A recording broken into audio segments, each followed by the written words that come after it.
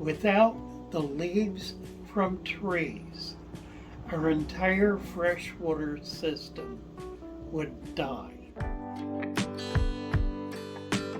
Well, hello. Come right on in. You're at Father Fish. Hi, Father Fish here. There's a group of questions that everyone asks. Everybody is trying to set up a tank, a Father Fish natural food web system asks these questions. I want to go through each one of them, just give you a brief overlook of each one, and then we can go back and get into a lot more detail. The most common question is, how do I set up this new tank? What do I do? Well, it's really quite simple. You get a bag of dirt, potting soil's good. Now there are things you can add to it. I sell a supplement that can be added to it. But just on the simplest level, a bag of potting soil, a bag of sand. That's it. Potting soil and sand. That gets you started. There's one more thing, but we'll come to that in a minute. Wet the potting soil and put 1 inch, no more, 1 inch of potting soil on the bottom of the bare tank. Then pour on top of that 2 inches of sand. Now cover the whole thing with a plate or a plastic bag or your hand or whatever, and pour the water in. You can use chlorinated water, it doesn't make any difference. Put the water in. Now when you put that water in, it is absolutely critical that you never disturb the sand or the dirt. Don't let that water get down in there and bubble up. It'll ruin it, you'll have to start over. So put the water in, fill it up to within 1 to 2 inches from the top. That's a setup. That's all you need to do to set up the tank. That's it. Number 2, should I put live plants in my tank? Well, I think so, but then I'm very committed to live plants in the tank because nature has live plants. And the reality is that plants cannot survive without animals.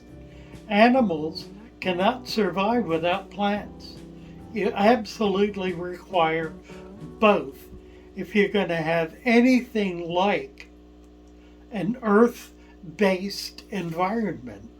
So, yes, plants. What kinds of plants? Start easy.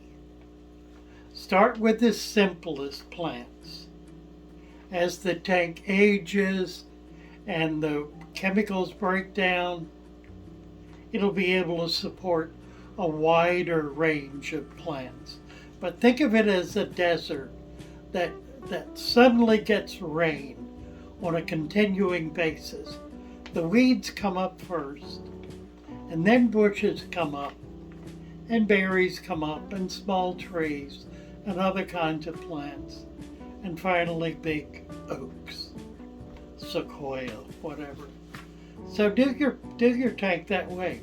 Start simple, start small, and build it gradually, just as a natural environment would build. How many fish can I put in my tank? I love this question because it gets asked all the time, and it's so foolish. How many fish? Well, you can't put any full-grown salmon in your tank unless your tank is a minimum of 200 gallons. So you can put in a 10-gallon tank, you could put easily 1,000 baby bettas or some other baby fish. It depends on the size of the fish, the type of the fish, the size of the tank, da-da. So, don't worry about how many. It's not an important question. What kind is an important question? What kind of fish? And that's for you to decide. Dig into the books, dig into Google, look around, see what's out there, get into your local shop and see what they have that you like. Go from there. How much should I feed my fish? Let's go back to the beginning. There was one more thing, a third item. Well, fourth if you count water. A fourth item that's really critical, and that is a food web.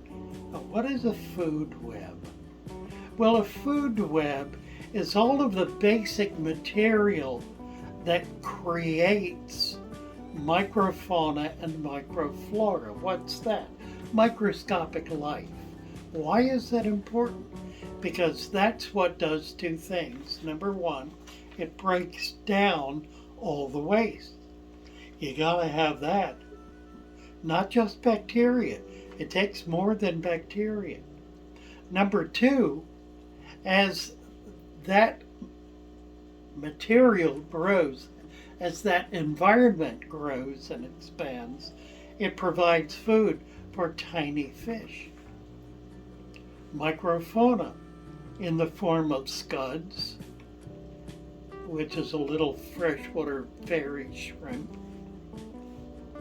in the form of other kinds of little shrimp, small snails, Daphnia, any number of blackworms, microworms, any number of little animals that are living in that environment. Now, how do you do that? Where do you get that? Well, you go out into a pond and you collect it and you put it in a jar if you're scared of it and watch it for a month. Then, when you're no longer scared of it, you put it in your fish tank. Or if you're not scared of it, you collect it out of the pond or creek or stream and you put it in your fish tank. What is it? Leaves, twigs, other humus, humic material. Humus is the foundation of life in nearly all freshwater systems. It's literally true. The basic food material in freshwater systems, rivers, creeks, streams, even lakes, ponds, are the leaves of trees. They're the most, bountiful, I guess. They're the most bountiful single vegetable type element that goes into the body of water. They're broken down by everything. They're eaten by all the microscopic fauna, including bacteria and fungus, which are key to being able to have a healthy environment. So you must put leaves in your system, in your tank. We're doing a study, a research project on leaves right now. Tommy Denda is our primary researcher, and he's going to be publishing in about 2 months work that will be fundamental work for our hobby, because it's going to explain in detail the kinds of leaves that can be used, which will include leaves in your own environment. So you don't have to have fancy catappa leaves. You can use leaves in your own environment. Maple, oak, ash, those are all excellent. If you have those, go ahead and use them. But in a couple of months, we'll have a paper that'll detail that in detail. How do I clean my tank? You don't. With the deep substrate system, you never disturb that substrate. You can put plants in it, you can settle hardscape in it, but you may not pump it, you may not gravel vac it, you may not stir it up, you may, in fact you must, leave it absolutely alone. In 20 years, you'll thank me. I've got one right over here, 20 years old. Substrate has not been touched in 20 years. Question: how often should I do water changes and how much? You should do water changes when you need to do water changes. And when do you need to do water changes? Well, if the water suddenly gets cloudy, or if all the fish die, God forbid, if something drastic happens, then you'll need to do about a 25% water change. If it doesn't clear it up, do another 25%. By and large, you do not need to do water changes. The deep substrate is providing mineralization, plus all of the leaves and other plants that you're putting in there are replacing the minerals that are being used. In point of fact, they're not coming out of the tank. They're staying in there, so they're not going anywhere. They're just changing. If a fish dies, a little fish, push it down into the sand. Let it continue the process that it has been a part of. And keep in mind a very important principle. Life thrives on dead things, dead material. If there is no dead material, then there will soon be nothing but dead material. And of course, in the process of dying, the living will feed off it. It perpetuates itself.